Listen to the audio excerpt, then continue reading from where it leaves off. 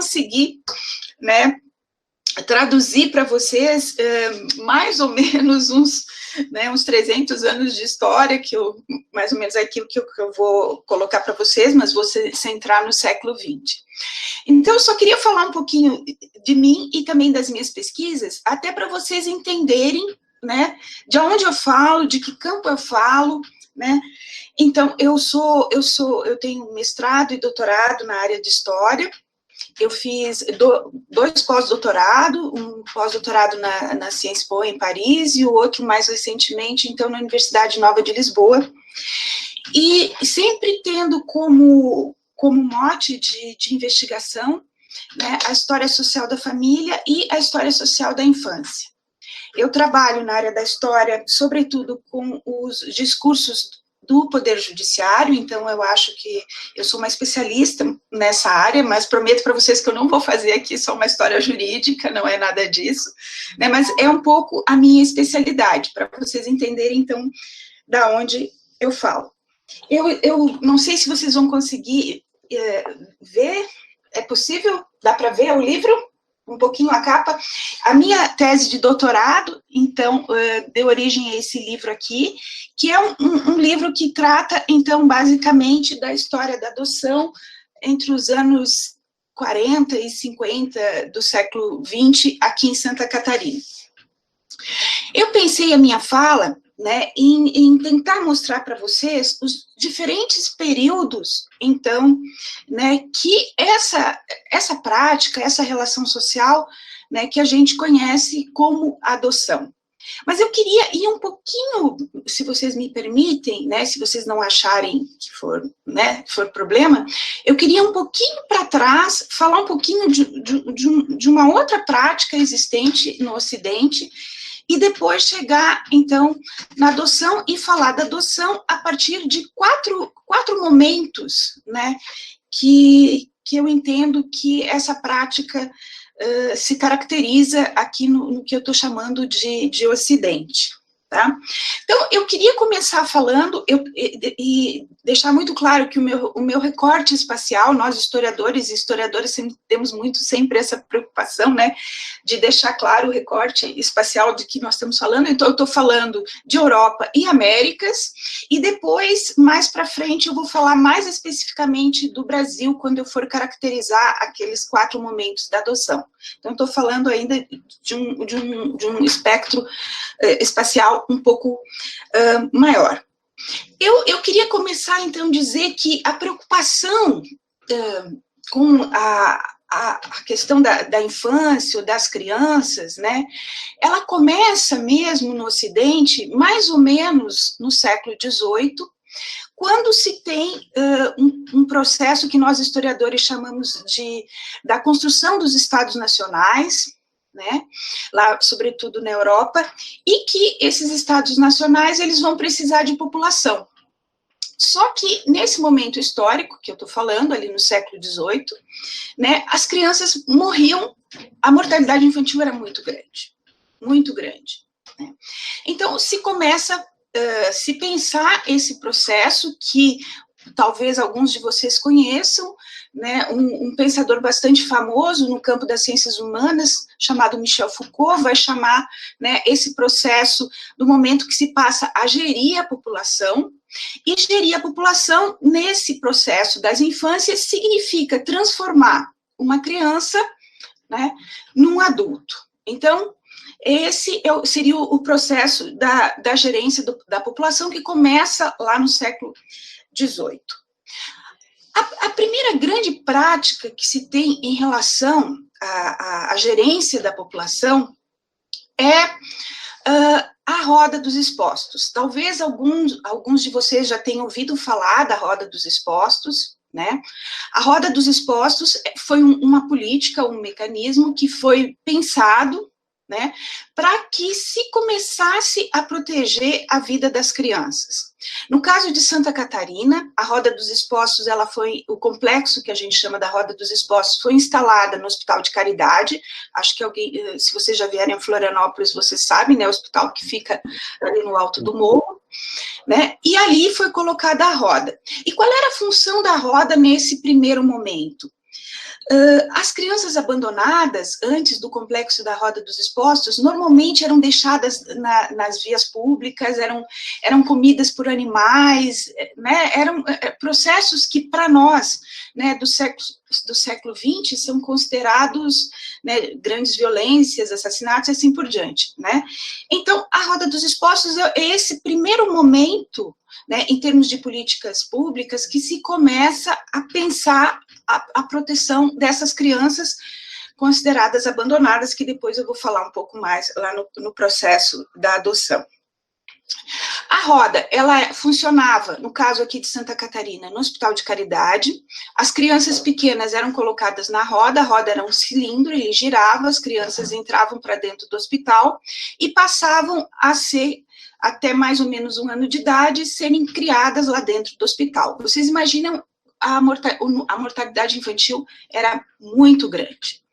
As que conseguiam sobreviver, então, eram, né, dadas às criadeiras, que eram pagas, então, pela administração municipal. Então, né, essas crianças, elas sobreviviam a partir, né, desse cuidado feito por essas amas de leite, chamadas criadeiras, e ficavam, ou elas ficavam nessas famílias para serem trabalhadores infanto-juvenis, ou algumas delas retornavam ao hospital, casavam, e assim por diante, né.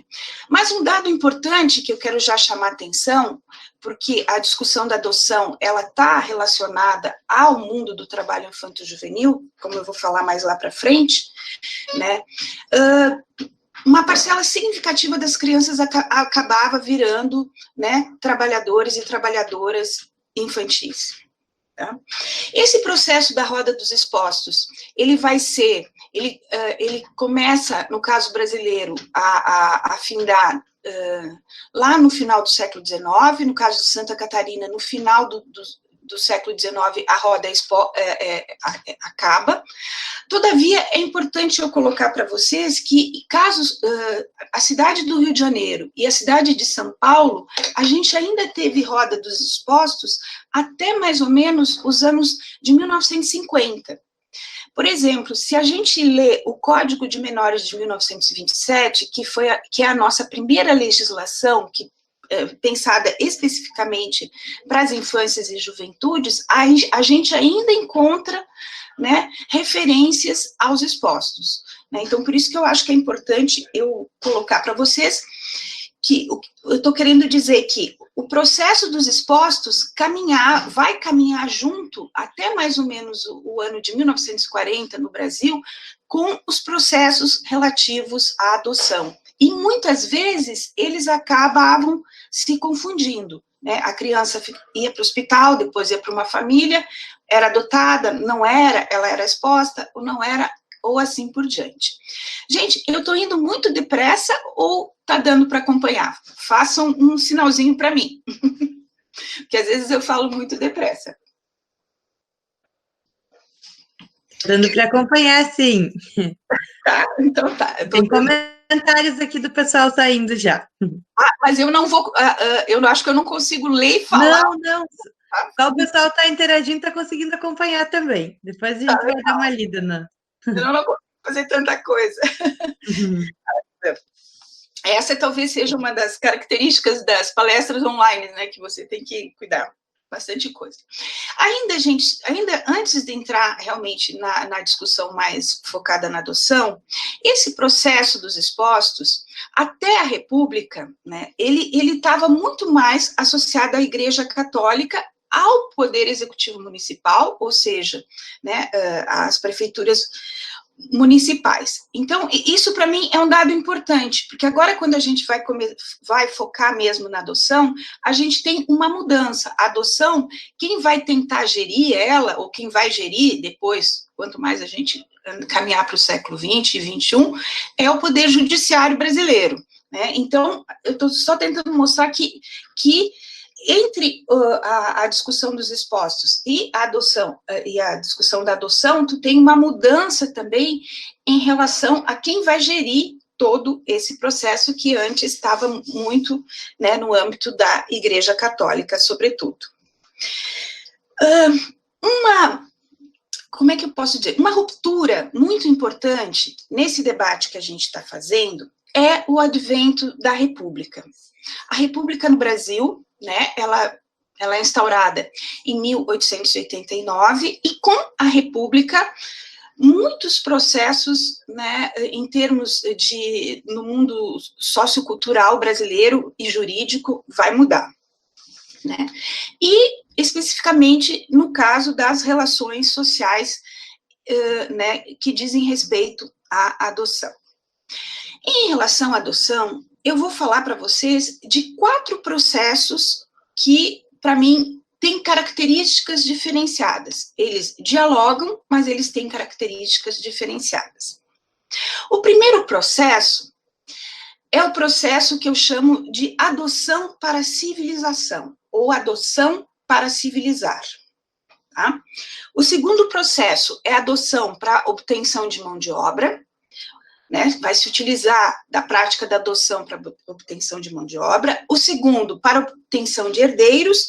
E o terceiro, que é o que, né, mais próximo da gente, que é a adoção, né, para a construção de um parentesco construído a partir das subjetividades, que é esse mais próximo do que a gente tem agora no século XX e XXI.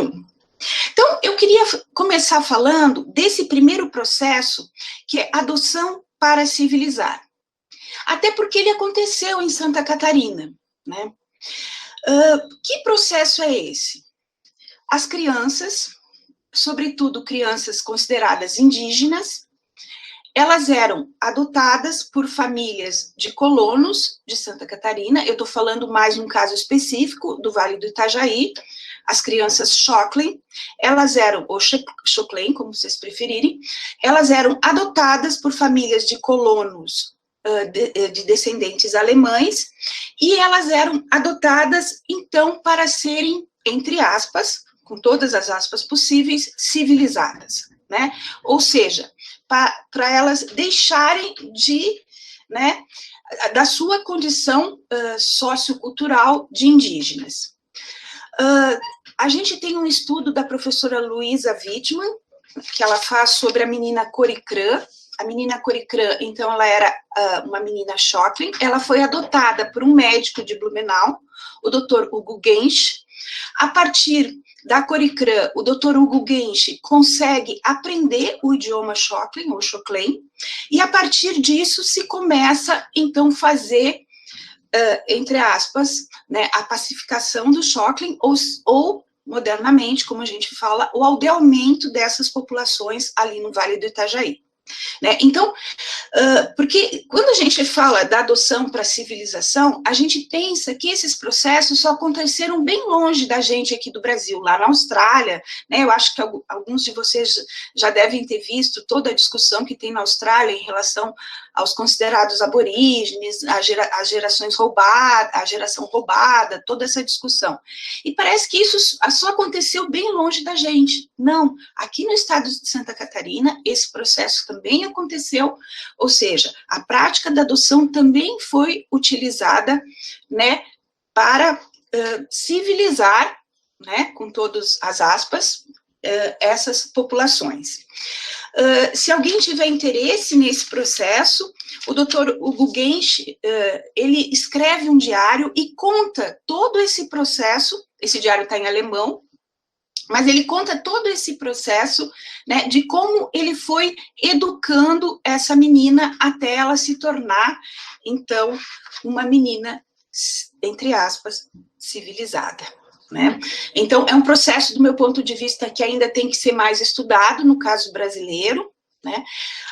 Se tem já esse estudo, mas, né, do meu ponto de vista, ainda se precisa estudar mais esse processo. Esse processo, no caso brasileiro, ele acontece no início do século XX. Continuando, tá? A segunda forma, né, de pensar a adoção, muito presente no caso brasileiro, é a adoção para obtenção de mão de obra, ou seja, para obtenção de empregados domésticos, sobretudo, tá? Então, desde o final do Império até mais ou menos, tá, gente, os anos 50, então eu estou falando de bastante tempo, né, de várias décadas da história do Brasil, de Santa Catarina e assim por diante, tá? Crianças eram adotadas, né, ou acolhidas, eu prefiro até o termo acolhidas do que adotadas, mas é uma forma, né, elas eram adotadas, para, então, servirem como mão de obra em determinadas famílias, normalmente famílias, né, de estratos sociais mais altos, ou famílias camponesas, assim por diante. Vou ficar mais no espaço urbano, que é, né, onde os estudos, né, se concentram. Então, as populações pobres brasileiras, elas tinham uma prática que a antropóloga lá da Universidade Federal do Rio Grande do Sul a antropóloga Cláudia Fonseca chamou de circulação de crianças. As populações pobres brasileiras pegavam seus filhos e colocavam em determinadas famílias, normalmente, né, de um extrato social superior, e colocavam as crianças nessas famílias para que elas, né, elas tivessem a sua subsistência garantida. Em troca dessa subsistência, né, as famílias davam casa, roupa e comida. Em troca disso, as crianças trabalhavam, e trabalhavam normalmente, como os documentos, né, sobretudo jurídicos, nos informam, de sol a sol. Tá? São os famosos, vocês já devem ter ouvido em alguma vez na vida de vocês a expressão filhos de criação. São, né, essas crianças, elas, no caso brasileiro, elas não eram chamadas de criadas, ó, criar vem, né, de criação. Elas eram chamadas de filhos de criação. Eles não eram filhos adotivos, mas a prática da adoção, de certa forma, estava presente, né? Por isso que eu digo, essas crianças, então, as meninas, normalmente, elas se transformavam, então, em empregadas domésticas, né? Mas não eram empregadas domésticas porque elas não recebiam salário, elas recebiam comida, casa e, né, vestuário. E os meninos, e aí a gente tem que pensar num mundo urbano que não é esse que a gente, né, que se vive em apartamentos e tal, mas um mundo urbano em que você tinha casas, você tinha jardins, você tinha, né, era um outro mundo urbano.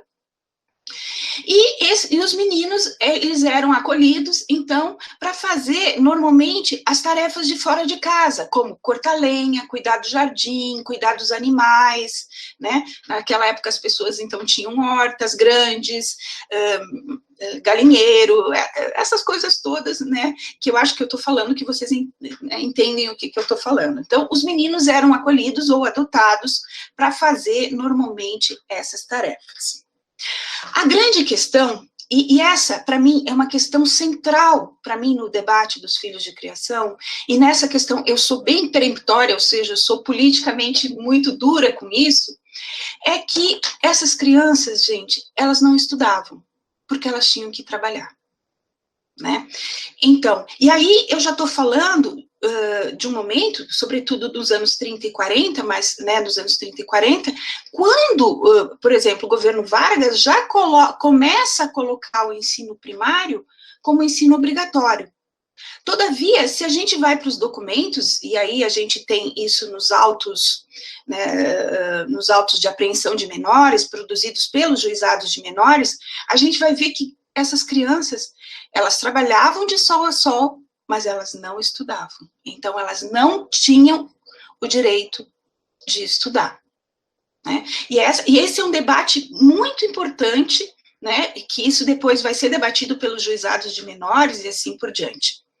Além disso, gente, e aqui eu falo isso com muito cuidado, porque isso não aparece nos autos, não aparece nos processos jurídicos. Mas a gente sabe que isso acontecia pelas memórias, ou então por outros tipos de documento, né? Essas crianças também, muitas vezes, elas sofriam diferentes tipos de violências, inclusive as violências sexuais, né? Então, além de não estudarem, elas estavam à mercê, né, desses tipos de violência. E esses processos que eu estou narrando para vocês, e que para mim, né, eles são do final, né, do início da República, e a gente está falando mais ou menos até os anos 60, eu vou cortar nos anos 60, mas em alguns lugares eles permanecem mais, em algumas regiões do Brasil muito mais, né, eles aconteciam, e esse que é um problema também para nós historiadores, quando vamos estudar esses processos, porque eles aconteciam no que a gente chama de informalidade. Então, a gente tem muito pouco registros jurídicos para tentar traçar esses processos, né, dos filhos de criação. Eu consegui ver esses processos na minha tese de doutorado, porque um juiz de menores aqui de Florianópolis, né, da comarca da capital, desculpa, ele institui uma política pública próxima disso, e aí eu consegui, né, a partir dos processos, tentar pensar um pouco, né, dessa discussão. Mas, assim, por exemplo, só dando exemplo, assim, como historiadora, as violências, por exemplo, elas aparecem muito pouco nos processos jurídicos, né? Eu, por exemplo, não peguei, vocês imaginem, eu analisei 400 processos na minha tese, e eu não encontrei nenhum caso de violência sexual. E a gente sabe que essas coisas aconteciam, e às vezes acontecem até muito recentemente, né? Então, esse, para mim, é o segundo momento da adoção no Brasil, né, quando se adotava para se obter, então, mão de obra, né, seja para meninos ou meninas. Então, nesse momento, ainda você não tem uma diferenciação de que, né, o sexo da pessoa, né, não é o gênero, mas o sexo, e são processos que permanecem, né, ainda. Agora menos, muito menos, depois do estatuto acho que se coibiu muito, mas ainda, né, esses processos, depois a gente fala, né, sobre isso. O terceiro, né, o terceiro processo que eu falo para vocês, enquanto que esse que eu acabei de narrar, dos filhos de criação, acontecia, então, na informalidade, né, não se tinha né, esses processos, a parte jurídica, para que a gente pudesse, né, perceber melhor essas relações sociais. Esse outro processo que eu vou falar para vocês, ele é o contrário.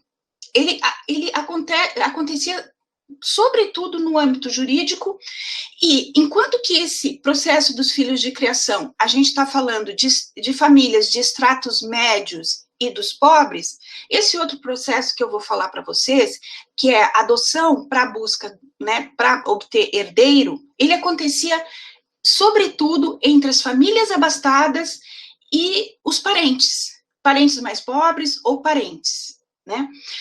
Gente, só para dar uma relembrada, eu sei que grande parte de vocês sabem disso, mas o Brasil,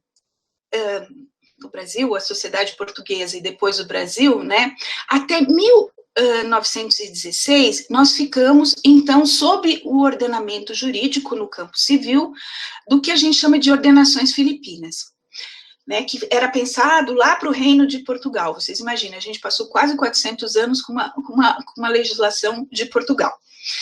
E, em 1916, então, por isso eu estou situando, né, a República, é o momento, então, que o Brasil tem o seu primeiro Código Civil, e nesse seu primeiro Código Civil, em 1916, então, é que vai se procurar regulamentar a adoção, e essa adoção, uma adoção muito mais para famílias ricas, que não tinham herdeiros e que, né, precisavam de pessoas, ou de crianças, ou de jovens, para transformar em herdeiros.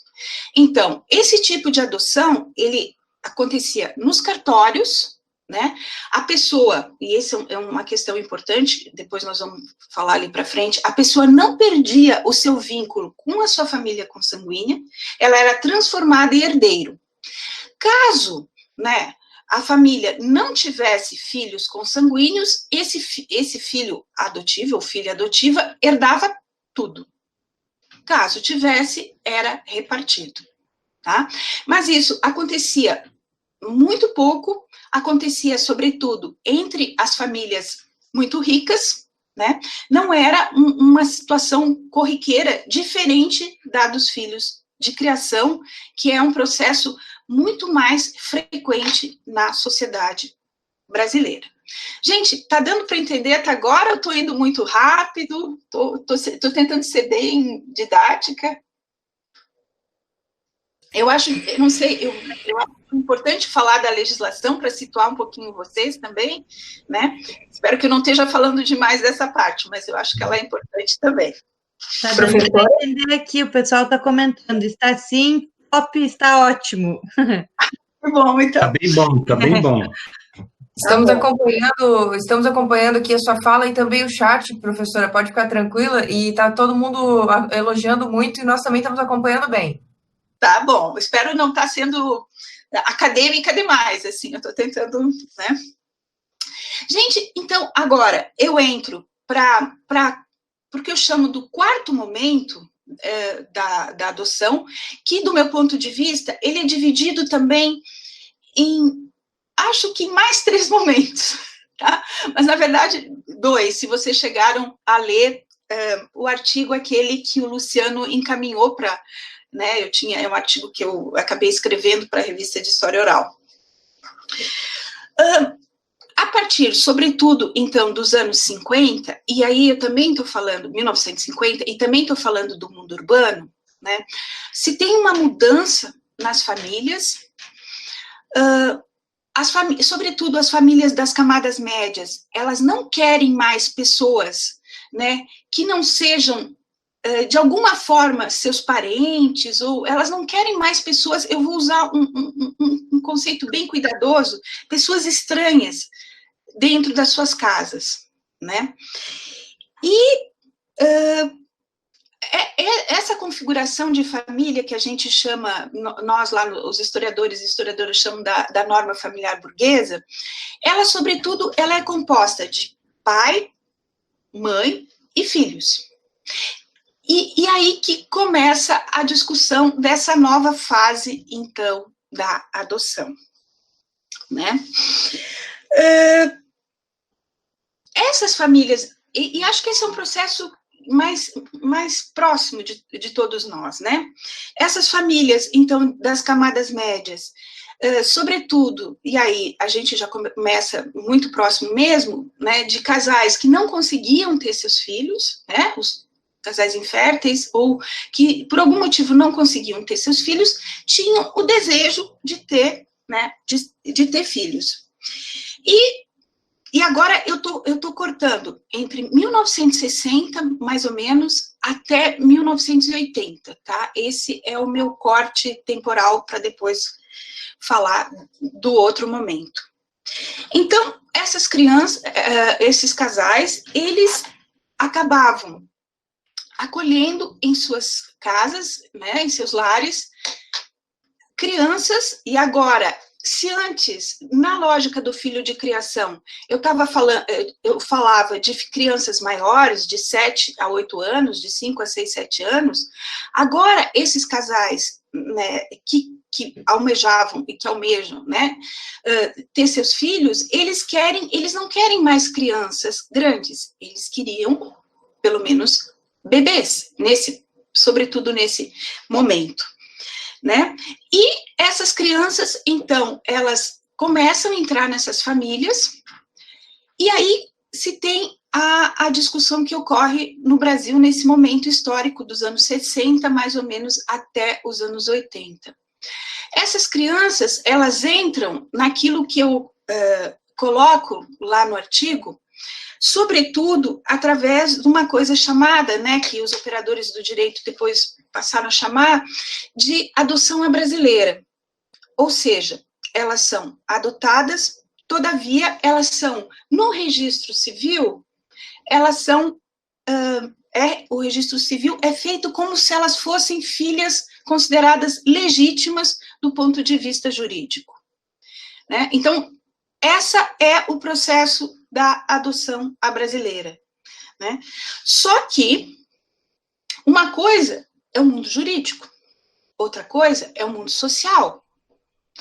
A família, os vizinhos, a escola, a cidade, sabia que elas eram filhos ou filhas adotivas, né? Então, aí começa toda a discussão do que a gente chama, né, do ponto de vista da adoção, da lógica do segredo, né? Quem lê o artigo mais ou menos começa a se situar. Então, você tinha um momento que você apagava em termos jurídicos e sociais a vida dessa pessoa, porque do ponto de vista jurídico, lá na certidão de nascimento, né, aparecia que ela era filha considerada, ou filho considerado legítimo da pessoa. Por outro lado, o mundo social muitas vezes sabia, né, do que havia acontecido, todavia a criança não sabia, ou o jovem ia saber muito mais tarde. Então, todas aquelas histórias, né, de que a gente já viu em várias novelas, em vários filmes, né, que as crianças e jovens ficavam sabendo, ou às vezes na escola, por um parente, ou assim por diante, que era, então, filho ou filha adotivo. A pergunta que vocês poderiam me fazer é por que, né, a lógica do segredo, né? Por que no Brasil se escondia isso? Em parte, em função do preconceito de que essas pessoas, né, essas pessoas que eram adotadas, essas crianças que eram adotadas, elas teriam talvez uma origem social, né, elas eram mais pobres, ou no caso de Santa Catarina, como eu coloco ali no artigo, tinha todas as discussões étnicas, né, num estado de muitas pessoas descendentes italianos, alemães, elas não eram etnicamente do mesmo grupo, né, social, e assim por diante. Então, havia todo esse, né, para mim é muito complexo esse momento dos anos 60 até os anos 80.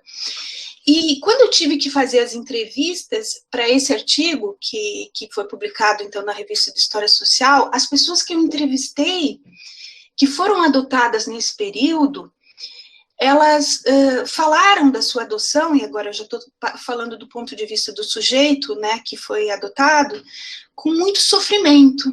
Elas falavam do preconceito que elas passavam ainda nas suas, né, com seus parentes, nas suas famílias, na escola, mas elas foram adotadas nesse momento histórico, né, que eu chamo de transição para esse outro momento, que é o que a gente vive mais atualmente.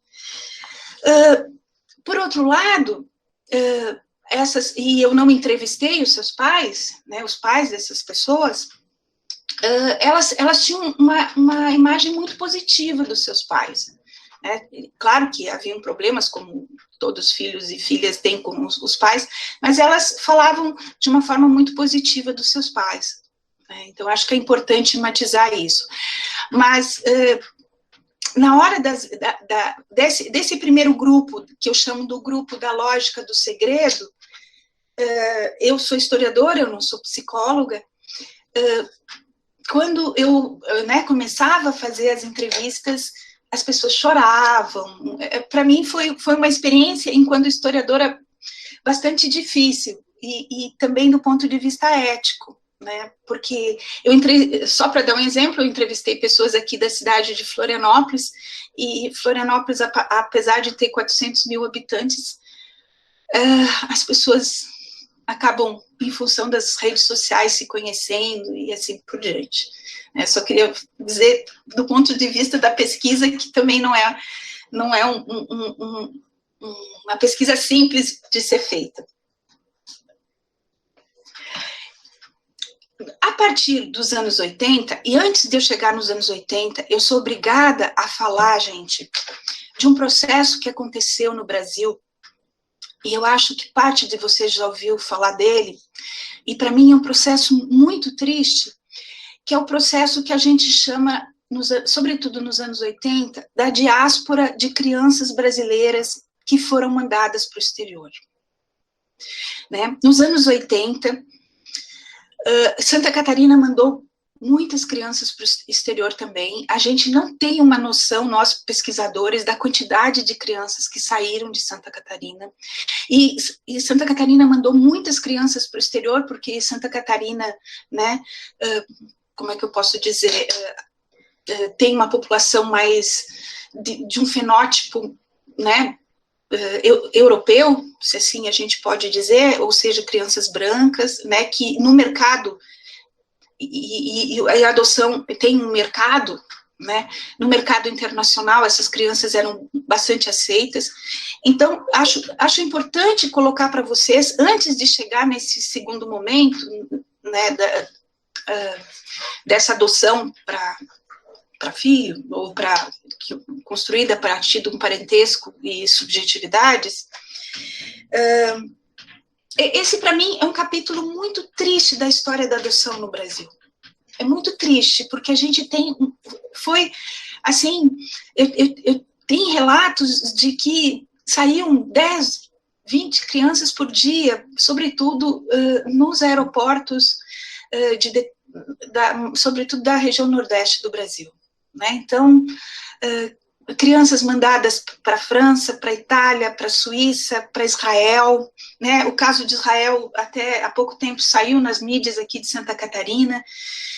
Então, para mim, eu acho que é um capítulo muito, muito duro da história da adoção no Brasil, sabe? Que ainda precisa ser estudado.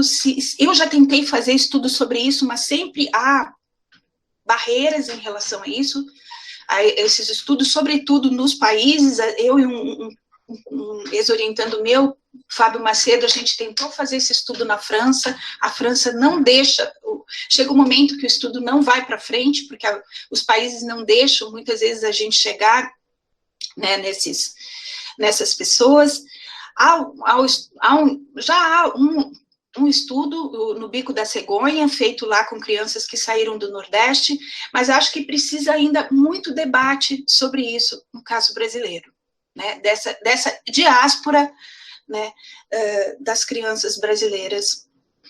Eu encontrei relatórios feitos por uma ONG que trabalhava para a ONU, e o grande medo da ONU na época era que aí é todo aquele boato se as crianças iam mesmo para adoção ou se era para venda de órgãos ou assim por diante, né? Então tem nesse momento histórico dos anos 80, esses debates são bastante grandes. Gente, mas eu acho que eu pensei quando eu estava preparando essa fala se eu fazia essa menção, mas eu acho que ela é muito importante, sobretudo para as crianças brasileiras. Na história da adoção, não dá para a gente deixar passar isso, né? Tanto que depois o Estatuto da Criança e do Adolescente vai tentar gerir esse processo, e eu acho que tem conseguido. Talvez seja, do meu ponto de vista, um dos grandes êxitos, né, das políticas públicas brasileiras nesse campo da família. Então, gente, indo para a fase final da adoção, eu nem sei quanto tempo eu já falei, me desculpa, gente, eu não marquei, eu devia ter marcado. Ainda posso continuar mais um pouquinho, né? Pode, não se preocupe, tá? Quando der o tempo, eu dou um toquezinho para a senhora. Não, quase, já está, que eu também não queria fazer uma coisa tão extensa para cansá-los, porque... Mas está muito bom. Só falando cansa, né? Uma coisa diferente é a fala eu lá presente com vocês. Está muito bom, parabéns. Gente, então, em 1900, né, a partir de 1985, o Brasil entra num processo que nós historiadores e historiadoras chamamos de redemocratização. E nesse processo de redemocratização, alguns marcos foram fundamentais, mas é importante matizar que, durante o período anterior, a história, de certa forma, das infâncias e juventudes brasileiras que tiveram sob a tutela do Poder Judiciário ou de outras instituições, é uma história bastante dura. As crianças nos grandes abrigos e os menores de idade, considerados infratores, então, em abrigos, que acho que vocês já devem ter ouvido falar alguma vez, nos abrigos geridos pela FUCABEM e o que acontecia nesses abrigos, né? Então, o que eu estou querendo colocar para vocês é que nesse período, né, que vai de mais ou menos 64 a 85, que é o período da ditadura militar, as infâncias brasileiras, essas que estavam sob a tutela, então, do poder, sobretudo, dos juizados de menores e do Poder Judiciário, a história é bastante triste, né? E o que vem depois, inclusive parte dessa história, é a diáspora das crianças na adoção internacional.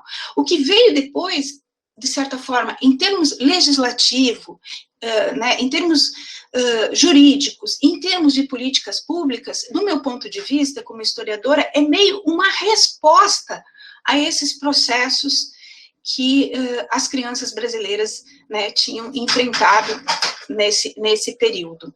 Tá? Então, é um pouco, eu sempre digo que é um pouco a minha hipótese. E em relação à adoção, né, eu acho que tem questões fundamentais que vão estar presentes nessa questão. E a primeira delas, e que eu falo assim sempre com muito orgulho, de pensar o nosso marco jurídico brasileiro, é que a Constituição Federal de 1988, ela igualou a filiação. A partir desse momento, não tinha mais filhos que eram diferentes. Então, todos eram filhos, inclusive os filhos adotivos.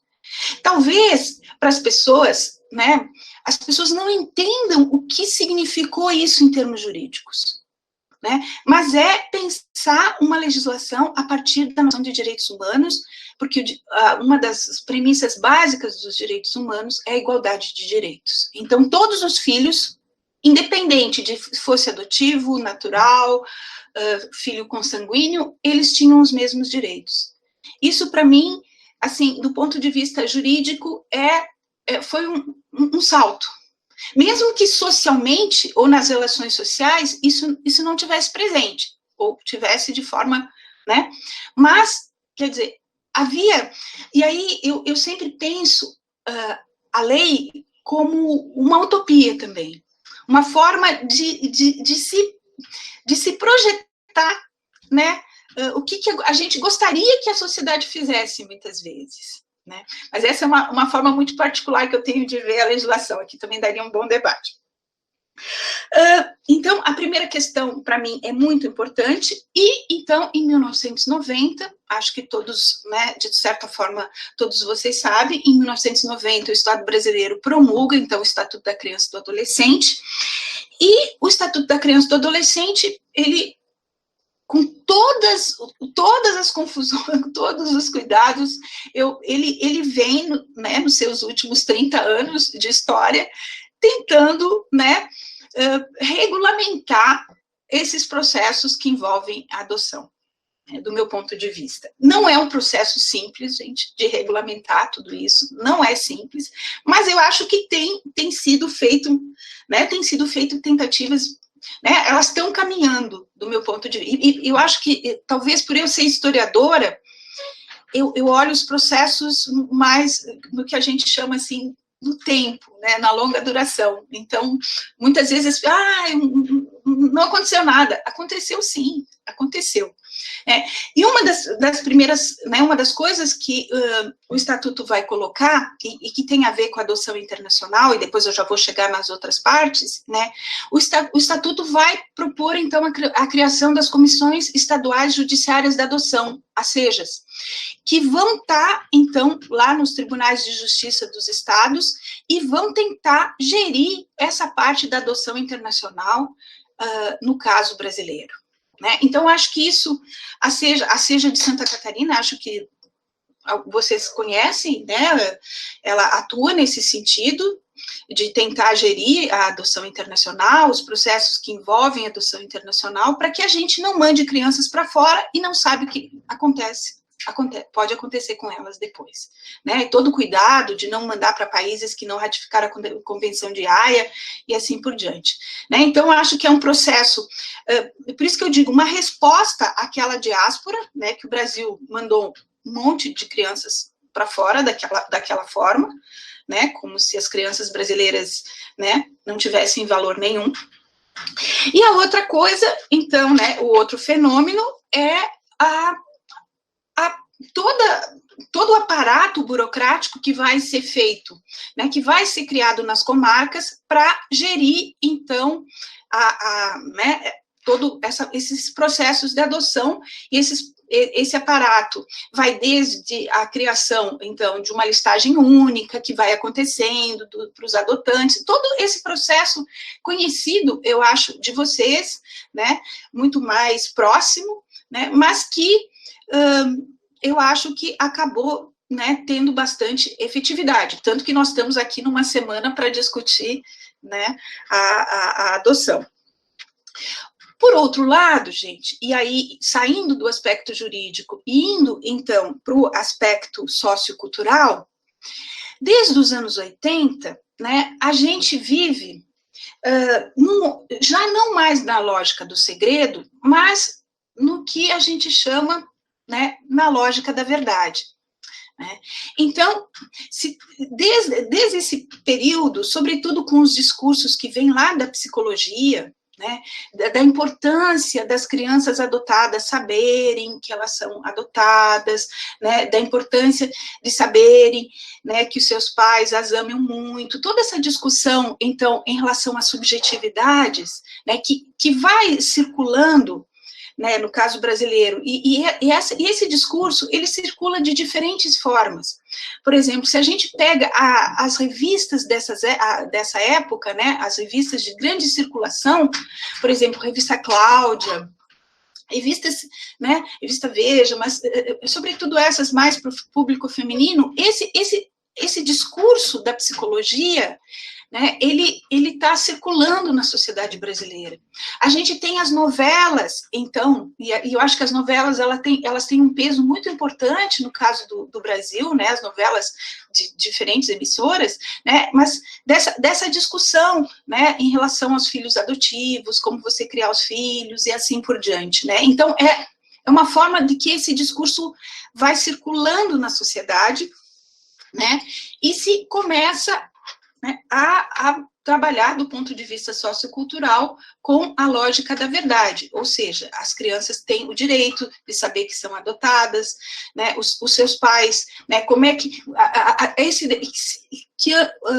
temas que antes, né, ninguém se falava, agora se fala, se discute, né, se prepara os casais para receber esses filhos e assim por diante, né? Então, são debates que vêm a partir dos anos 80, 90, e nas minhas entrevistas, né, eu entrevistei, se vocês leram o artigo, eu entrevistei 6 pessoas, as 3 pessoas que foram adotadas depois, né, nesse momento histórico que eu estou falando, depois dos anos 90, elas já falam, as entrevistas foram muito diferentes, elas já falavam que eram filhos adotivos, elas não choravam no momento da entrevista, parecia assim para mim que havia realmente uma linha, né, imaginária, é óbvio, mas uma linha sociocultural que separava, então, esses 2 momentos.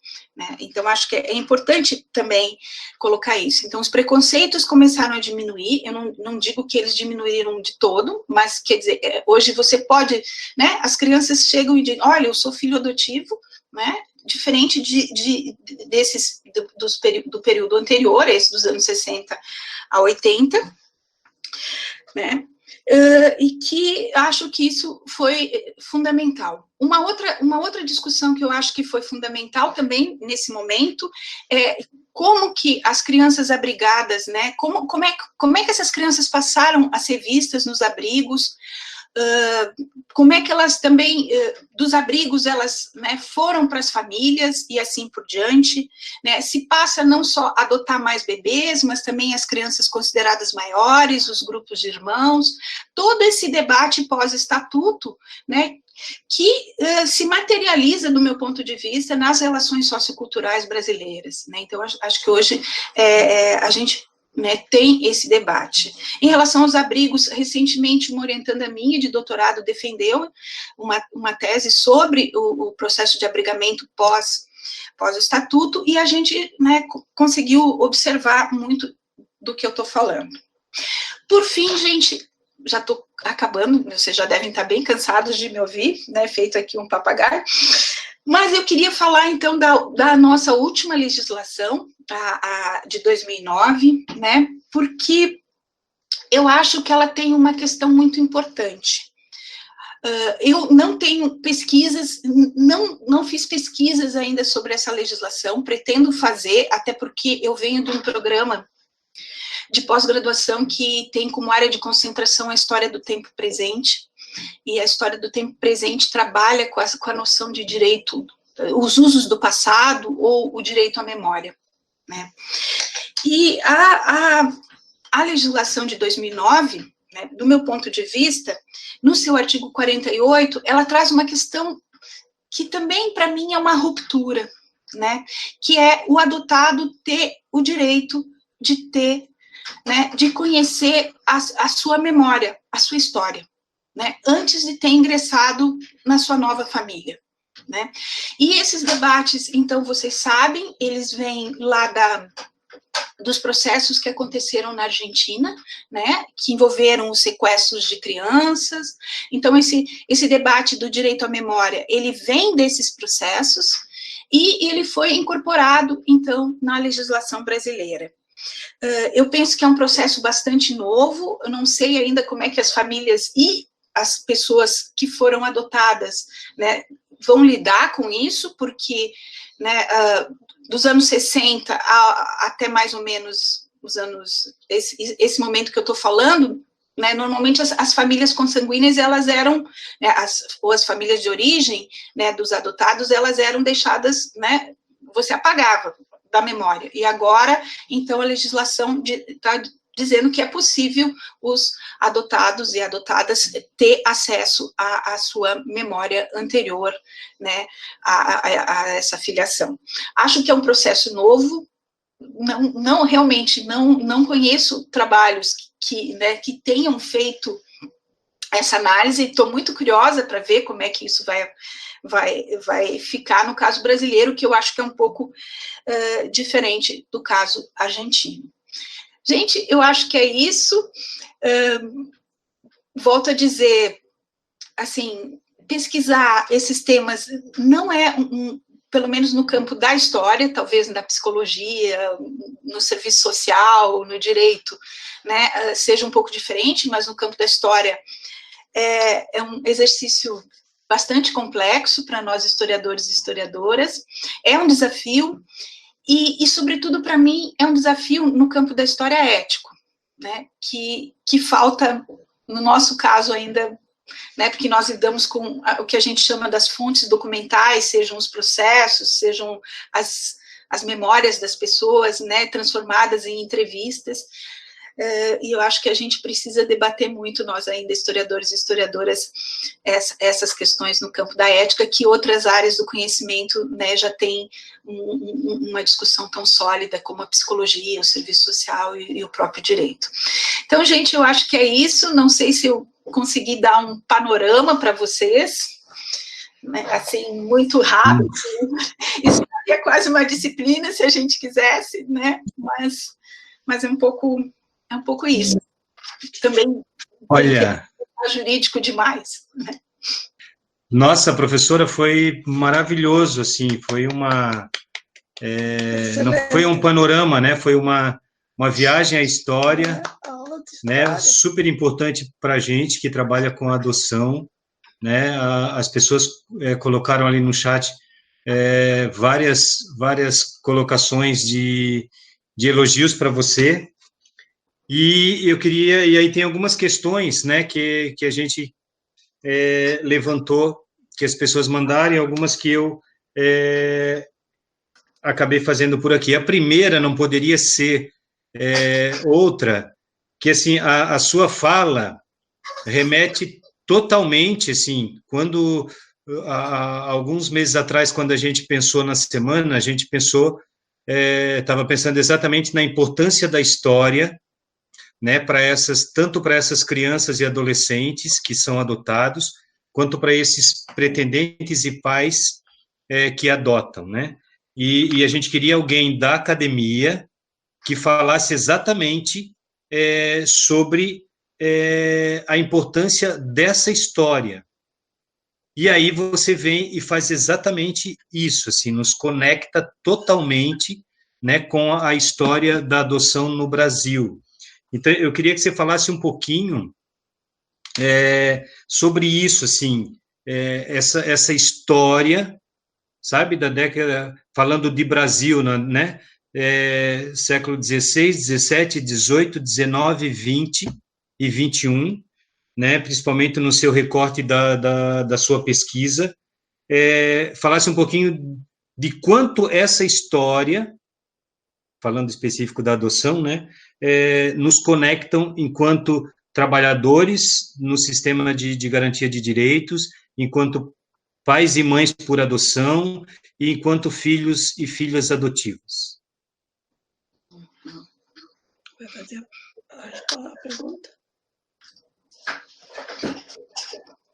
É que, acho que essa pergunta, Luciano, ela é importante pelo seguinte. Assim, para mim, ao estudar a história da adoção, como os vetores são muitos, né? Por exemplo, é possível, eu sempre penso assim, é possível estudar a história da adoção pela lógica dos operadores do direito. E aí nós vamos ter uma história da adoção. É possível estudar a história da adoção a partir da visão dos adotantes, né? Dos pais que vão.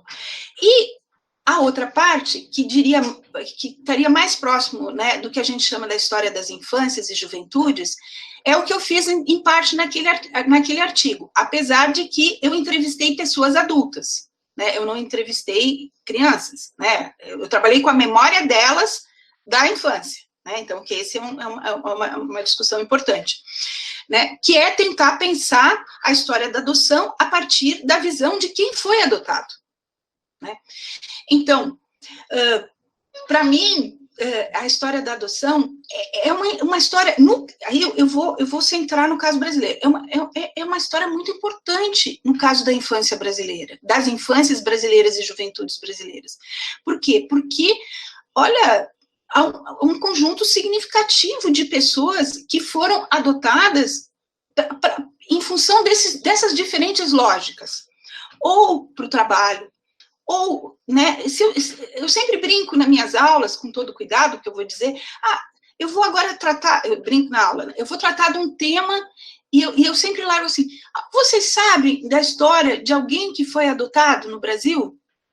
Nossa, não há uma pessoa na sala de aula que não venha trazer uma história para a gente, né, para o grupo.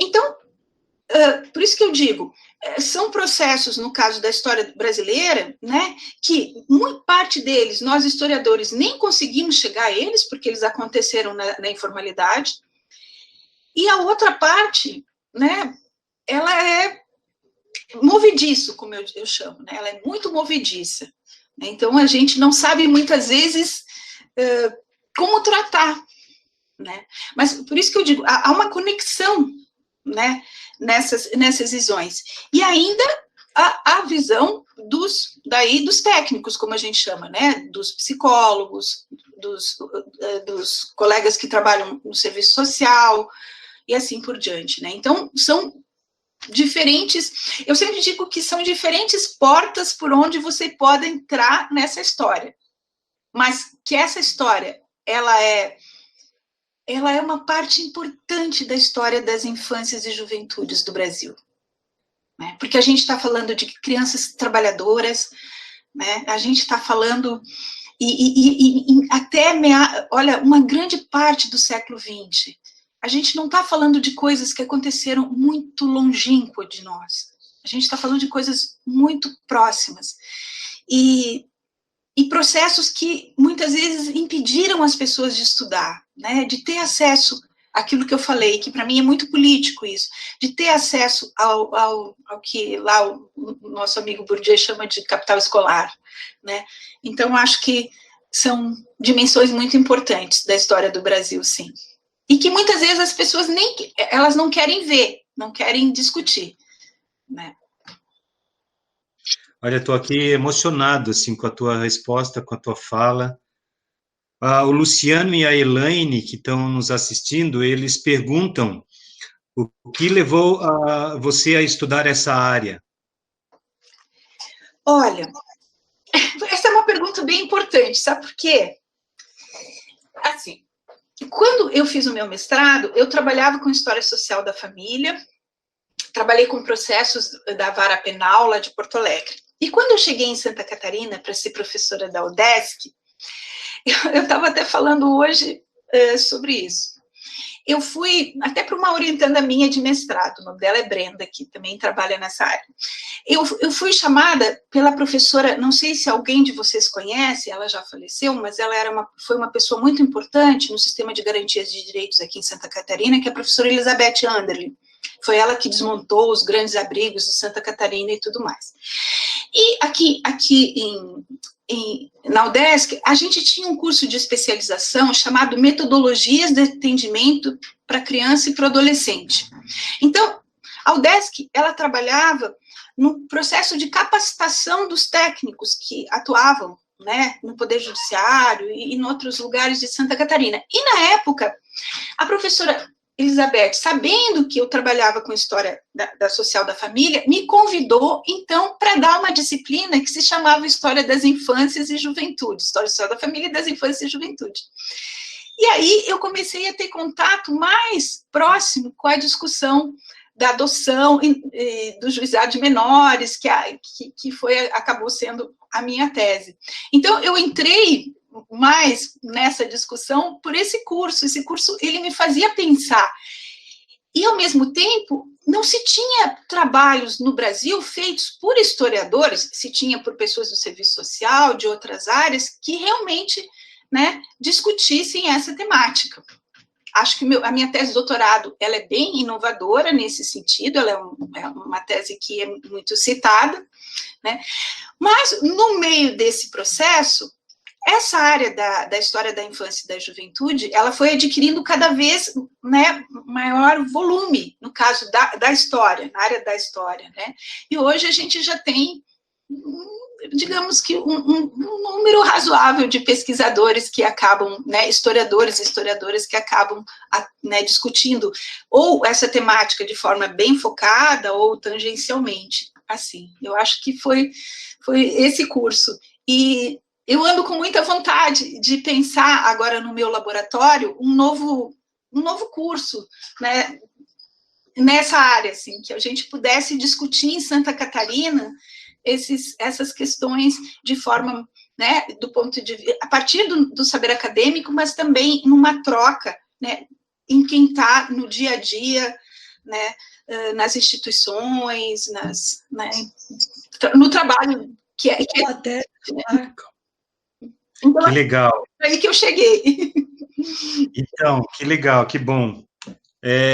Quando organizar o curso lá, avisa para a gente, que a gente tem interesse também. Você lembrou da Elizabeth Anderle, né, que hoje, ela dá nome à Lei de Fomento Cultural do Estado de Santa Catarina, né, o prêmio Elizabeth Anderle, da qual a gente, que é artista também, participa todo ano. Bom conhecer um pouco mais da história dela. Muita gratidão.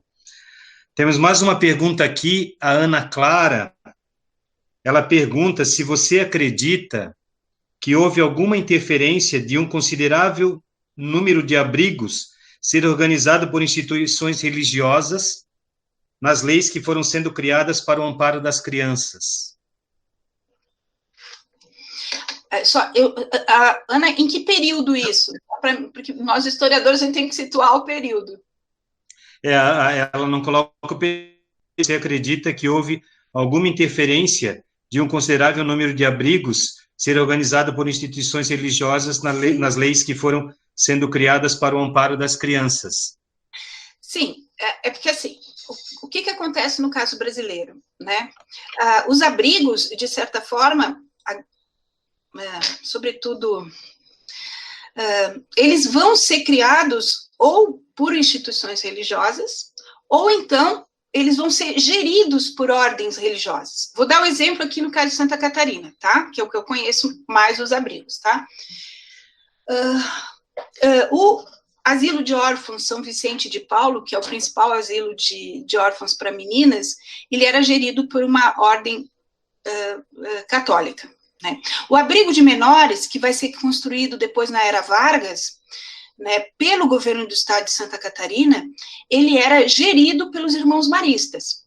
Então, de certa forma, as ordens religiosas, elas estão presentes nesses abrigos, né? Mas existem abrigos que também eram geridos por outras ordens religiosas que não fossem católicas, né? A minha orientanda, a Elisângela, estudou um abrigo que era gerido, então, por pentecostais, né, por religiosos pentecostais. Aqui em Florianópolis, e aqui eu falo também do caso de Florianópolis, um dos principais abrigos da cidade é gerido por espíritas, né? Então, eu acho que essa relação entre os abrigos e essa área, né, ela é muito estreita. Quando eu estudei, junto com uma outra pesquisadora do nosso laboratório, a Camila Daminelli, as instituições ali do período da ditadura militar, ali sim a gente via uma grande quantidade de abrigos criados por pessoas que não eram religiosos. E as pessoas iam lá, de repente, criavam um abrigo.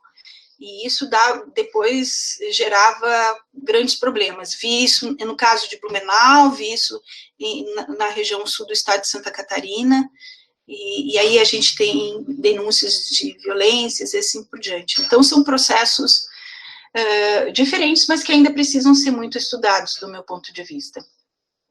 Não sei se eu respondi a pergunta. Bom, me parece que sim. Muito obrigado. A Ana fala, a Ana agradece, parece que respondeu. Aqui na cidade de Balneário Camboriú, a gente não tem abrigo, e aí as crianças e adolescentes vão para o abrigo da cidade vizinha, cuja gestão é de uma igreja, também uma igreja evangélica. Tem mais uma questão aqui. Porque até hoje, ainda muita gente discrimina o filho biológico do filho adotivo, inclusive utilizando essas nomenclaturas. Ele é biológico e ele é adotivo. Será herança histórica? O que a gente pode fazer hoje para alterar essa discriminação ainda? E era importante na mídia. Nossa, essa pergunta é uma pergunta, né? E eu penso que aí é uma discussão do meu ponto de vista. Por isso, aí agora eu vou situar realmente o Ocidente, tá? O mundo ocidental mais do que Brasil, assim. A dimensão que existe no mundo ocidental para o parentesco biológico, né? Esse parentesco construído a partir do que a gente chama de laços, né, biológicos ou consanguíneos, né? Então, na Europa e nas Américas, essa é uma dimensão muito importante. E ela tem a ver, e aí, eu cortando um pouco mais no século XVIII, XIX, ela tem a ver com toda a discussão em relação à herança, à cidadania, né, essa discussão do Estado liberal, né, quem é que vai herdar, quem é que não vai herdar, né, que a gente até poderia levar essa discussão até para o que a gente chama de medievo, né, e isso é uma parte da discussão. A outra parte faz parte, né, está associado àquilo que eu falei. Por um longo tempo, os filhos adotivos, pelo menos e aí eu vou usar também uma categoria, né, epistemológica que a gente usa na história, né, os filhos adotivos, em parte, eles vinham das populações pobres, né, então, esse preconceito, me parece que ele ainda está, muitas vezes, presente na sociedade brasileira.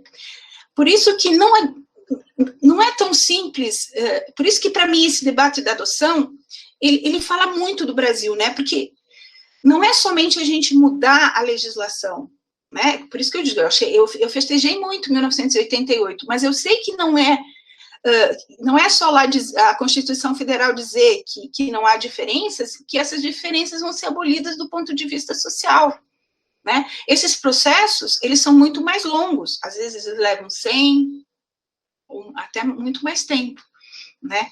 Mas eles são importantes que eles aconteçam. E aí, do meu ponto de vista, como a gente pode mudar isso? Eu acho com todo um trabalho feito a partir de políticas públicas, de políticas sociais, de nós da academia, né? Eu acho que tem que ser um trabalho conjunto, junto às mídias, né? É um trabalho que a gente tem que eu digo a gente, todos nós que estamos aqui, né, enquanto grupo, é um trabalho que a gente tem que fazer, porque as crianças brasileiras e jovens, né, e adolescentes que também estão nas instituições, eles precisam desse trabalho, né, porque eles têm direitos, né? Eu acho que é um pouco isso. Não acho que é um trabalho fácil, mas acho que já se caminhou. Aí é a historiadora falando. Certo, muita gratidão. A Lenita pergunta, existe alguma ação jurídica sobre a forma que a mídia noticia algum evento onde haja uma pessoa adotada? Ela é citada de forma preconceituosa, tipo, o filho adotivo de fulano ou beltrano. Aí, do meu ponto de vista, é acionar tanto o Estatuto como o Código Civil. Né? Aí eu não sou jurista, eu sou historiadora, mas do meu ponto de vista é possível a gente acionar, porque está lá explícito que não há diferença de filiação. Então, é possível, né? E eu acho que tem que ser feito. E, né, no sentido quando é tratado de forma preconceituosa ou pejorativa. Né? Mas é importante que as pessoas consigam dizer, né, tratar a discussão da filiação adotiva sem preconceitos, né, e que é uma forma de filiação, como outras, né, existem outras formas de filiação. Quando a gente vai discutir parentesco, existem diferentes formas de filiação, e uma delas é a filiação adotiva, né, construída a partir de relações, né, de subjetividades, né, muito positivas, e assim por diante. Então, nós temos mais duas questões aqui, se alguém tiver mais alguma, pode colocar aí no chat, a gente já está indo para o nosso encerramento do primeiro dia da semana. Você mencionou, em alguns momentos da sua fala, sobre o direito à memória, e um dos objetivos dessa semana também, quando a gente pensou no tema história, adoção, histórias que nos conectam, nós vamos ter 2 dias, na quinta e na sexta-feira, onde a gente vai falar bastante de memória, tanto a memória dos pretendentes que estão na fila de espera, uma memória que às vezes é bastante cruel, e, em contrapartida, no dia seguinte, na sexta, nós vamos ter as memórias dos pais que, depois de uma longa espera, adotaram. E aí vão falar também dessa memória que, às vezes, se esvai num segundo quando o filho ou a filha chegam. E nós, como psicólogos, a gente trabalha bastante e valoriza a questão da memória. A palestra de amanhã com o Giordano e com a Lenita vai estar falando sobre isso, história e identidade, né, a importância da contribuição da psicologia na constituição desses sujeitos adotados. Então, eu queria que você falasse um pouquinho, na sua visão como historiadora, da importância desse direito à memória.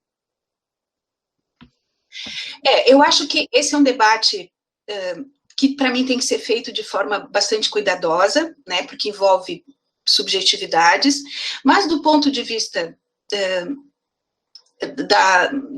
dos direitos humanos, né, a pessoa tem o direito a ter a saber da sua história, né? Isso é um direito.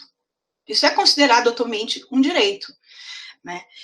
Então, por isso que eu digo que esses debates, eles vêm em parte lá dos casos que acho que grande parte de vocês conhece, do que aconteceu na Argentina, dos filhos e netos lá, né, que foram sequestrados durante a ditadura argentina, né, e depois se começa, né, todo um processo para reencontrar as mães e as abuelas, né, para encontrar essas crianças, e aí se coloca essa questão de que essas pessoas tinham um direito a saber o que havia acontecido com elas, né. E esse debate, então, entra nas discussões da adoção. No caso brasileiro, e aí eu volto a falar que, para mim, sempre o caso brasileiro é um pouco diferente, né, muitas vezes essa memória vai trazer para as pessoas adotadas questões que talvez elas não gostariam de saber, né, porque a gente sabe atualmente quem são as crianças, bebês e crianças mais velhas que acabam indo para adoção. São crianças, quer dizer, a partir do Estatuto da Criança e do Adolescente, o Estado brasileiro não pode mais chegar e retirar uma criança de uma família, né? Ele tem que ter um motivo relativamente grave. Então, né, há todo esse debate, para mim, no que tange as subjetividades, né? Ou seja, são memórias. E por isso que eu falo com muito cuidado, porque eu nunca li estudos ainda sobre isso, porque para mim esse processo é um fenômeno muito recente. Então, são memórias que vão trazer, e aí eu vou usar um conceito que a gente usa na história do tempo presente, e vem lá da psicanálise, muitas vezes podem ser memórias traumáticas. Então, assim, por isso que eu digo que ainda é processos que a gente tem que estudar. E estudar com bastante cuidado, né? Penso que no caso da Argentina, né, e que lá há mais estudos, né, há um conjunto grande de estudos, inclusive, são memórias traumáticas, né? São memórias traumáticas. E aí também nós, historiadores e historiadoras do tempo presente, da história do tempo presente, temos também, né, estudado como tratar isso lá nas nossas narrativas, que não é uma coisa simples, né? Mas por isso que eu falo assim, de forma muito cuidadosa, pensando, possivelmente eu farei estudos sobre isso, mas eu acho que ainda precisa um pouco mais de tempo. A lei é de 2009, né? Acho que ainda precisa um pouco mais de tempo. Acho que é isso, é o que eu posso responder nesse momento. Muito bom, muito obrigado. A Cláudia, nossa presidente, fez uma colocação e acho que você pode contribuir na fala dela. Ela coloca assim: parece que os países, assim como as famílias, buscam esconder aquilo que causa constrangimento, vergonha, etc. Você pode contribuir? Eu não sei se buscam...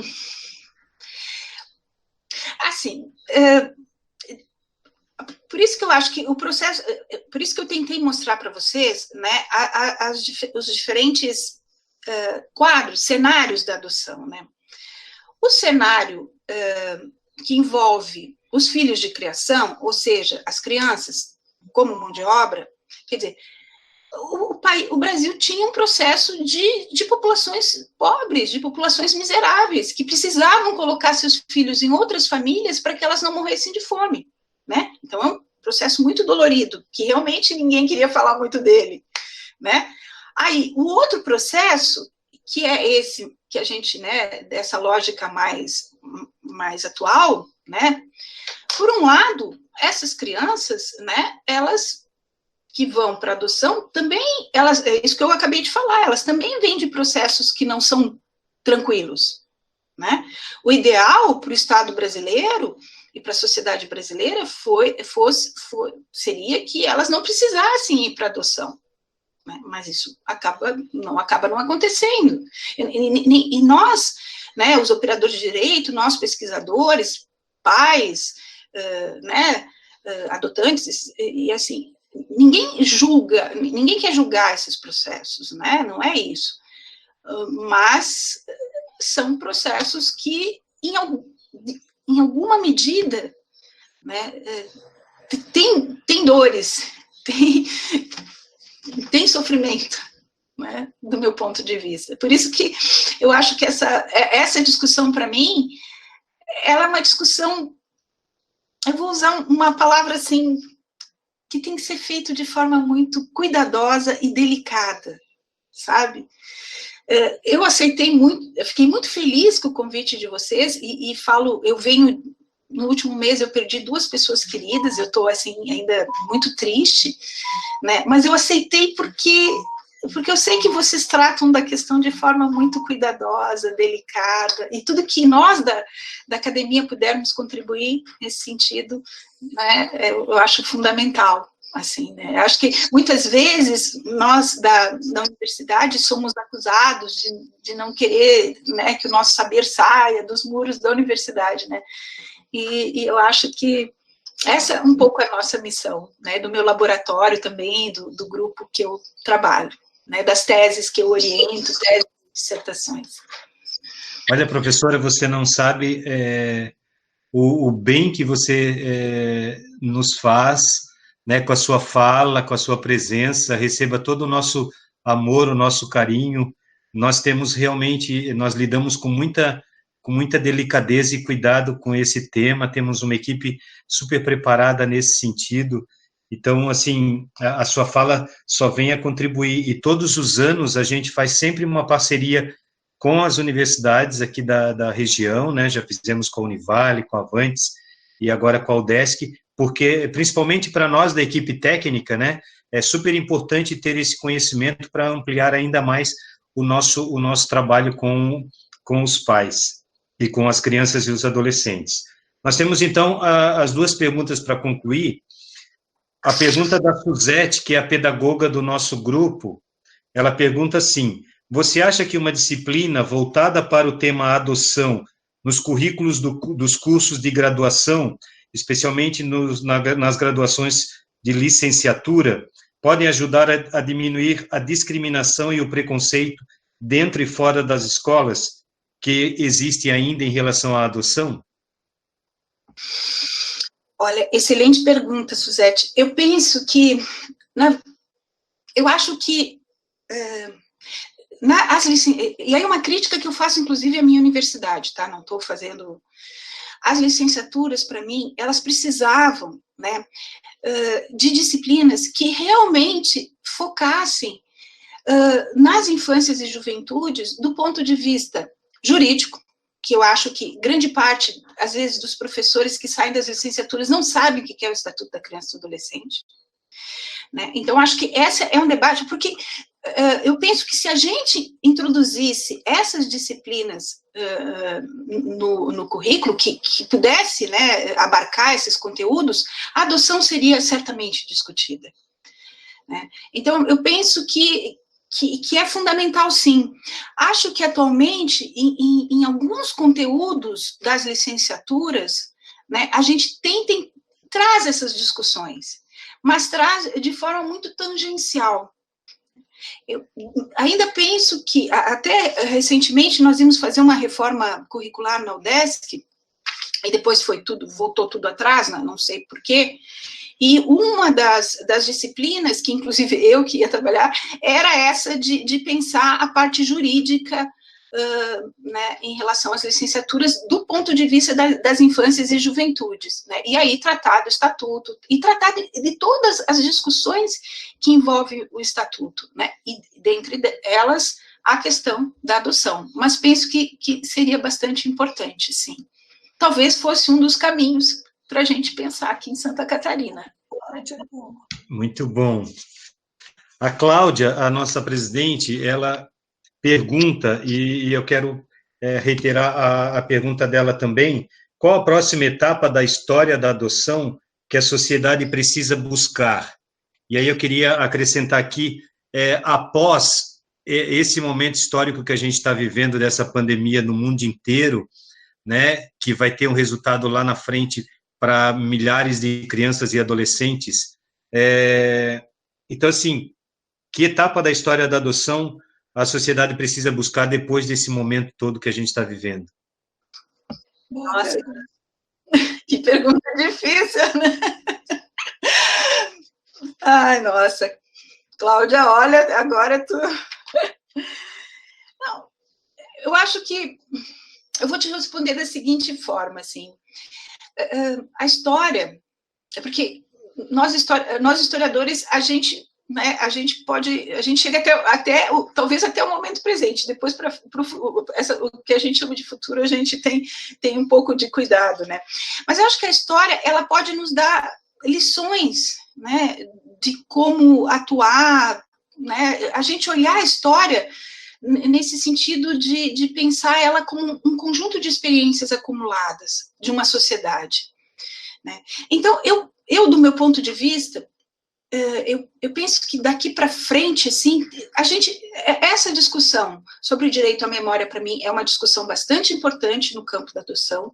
Acho que tem as discussões em relação ao abrigamento, né, ao tempo que as crianças ficam nos abrigos, a adoção de grupos de irmãos, né, todos esses debates, a adoção de crianças consideradas, né, mais velhas, né? Então, acho que tem um conjunto de debates para ser feito na sociedade brasileira em relação à adoção, e que, muitas vezes, eu penso que a gente não leva adiante, muitas vezes, esses debates.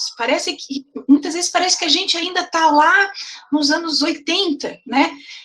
Só que a sociedade brasileira tem colocado outras questões para a gente.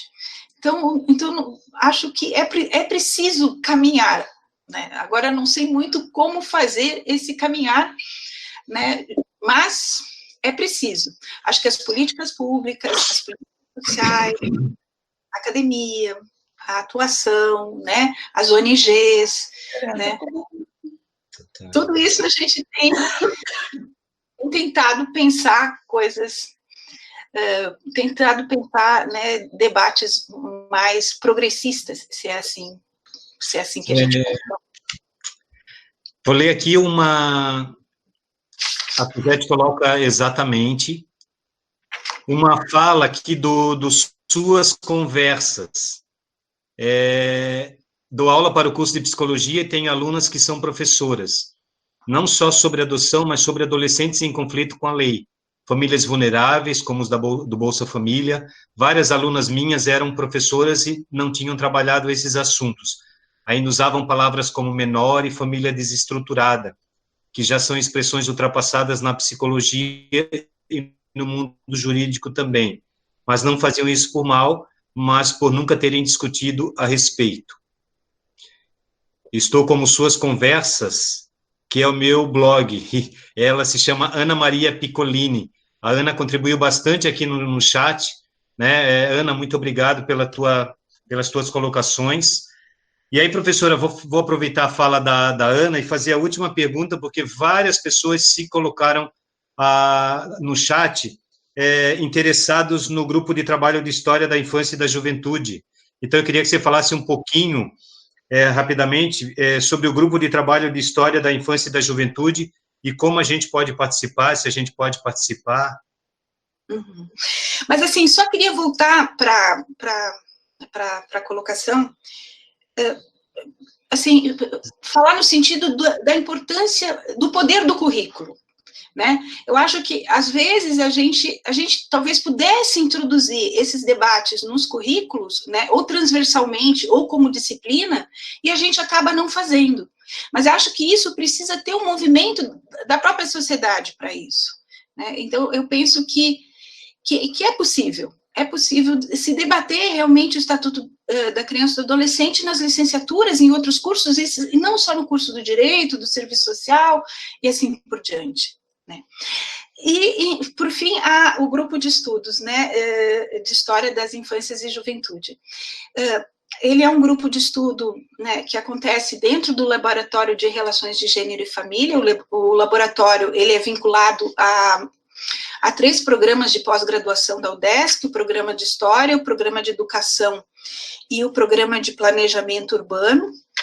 O grupo, ele acontece normalmente cada 15 dias, e em termos de procedimentos, a gente discute as pesquisas que são, né, que estão sendo feitas pelos doutorandos, doutorandas, e também outras temáticas, né, de autores consagrados e assim por diante.